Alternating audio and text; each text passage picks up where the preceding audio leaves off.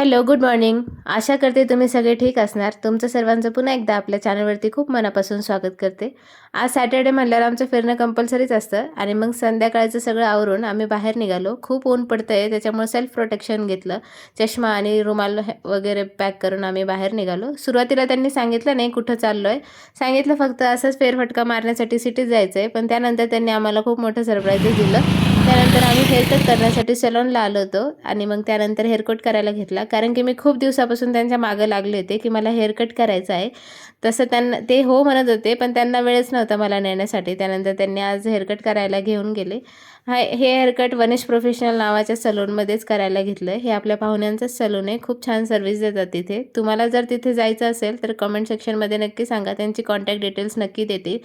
त्यानंतर आम्ही तिथे सलूनमध्ये गेल्याच्यानंतर तिथे सतीश सर होते. त्यांनी खूप छान माहिती दिली. माझ्या हेअरचं टेक्स्चर कसं आहे, माझ्या फेसला कोणतं हेअरकट सूट होईल, माझ्या फेसनुसार कसं मी हेअर स्टायलिंग करायला पाहिजे आणि कोणता हेअरकट माझ्यासाठी परफेक्ट असेल, ती सगळी माहिती त्यांनी दिली. आणि त्यानंतर हेअरकट करायला सुरुवात केली.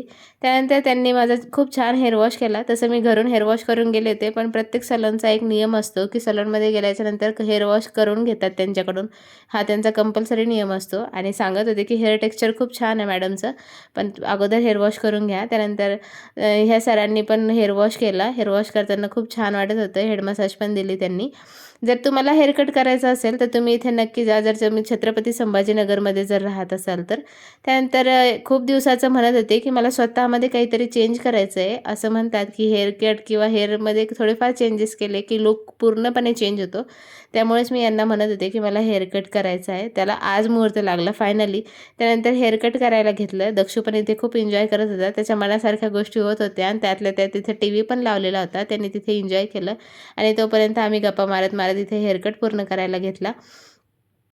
त्यानंतर त्यांनी हेअरकट माझा कसा केला आणि स्टेप बाय स्टेप त्यांनी कसे माझे हेअर सेक्शनिंग केले ते तुम्ही पुढे बघा आणि एन्जॉय करा व्हिडिओला.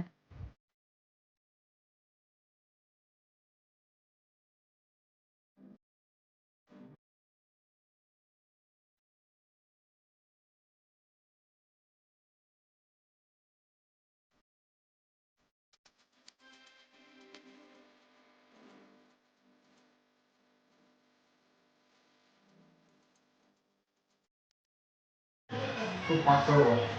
त्याच्यात तुम्हाला पातळ बनवावं लागेल. त्याच्यामध्ये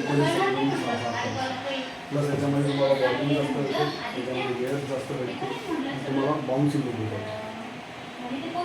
ठीक आहे.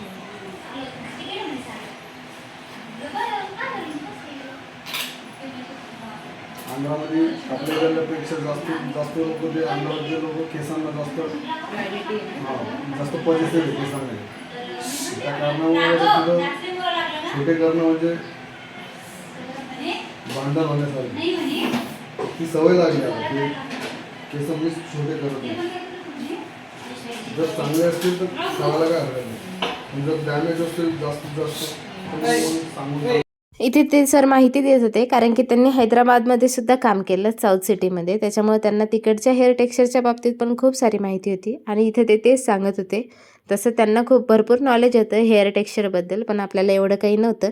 फायनली माझा हेअर कट झाला. ब्लो ड्राय केल्याच्यानंतर हेअरचा लुक खूप छान आला होता आणि त्या सरांचं कामसुद्धा आमच्या दोघांना पण खूप आवडलं.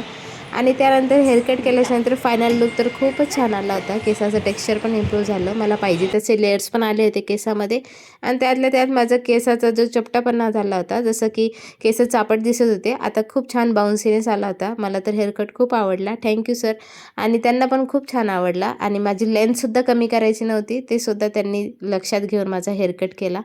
जर तुम्हाला त्यांचं कॉन्टॅक्ट नंबर पाहिजे असेल तर मी डिस्क्रिप्शन बॉक्समध्ये नक्की देते. त्यानंतर आम्ही तिथून बाहेर निघालो. मला सिटीत जायचं होतं काही खरेदी करण्यासाठी, पण जे शॉपमध्ये जायचं होतं ते बंद होण्यावरतीच आले होते. मग त्यानंतर थोडंसं नाश्ता करायला गेलो.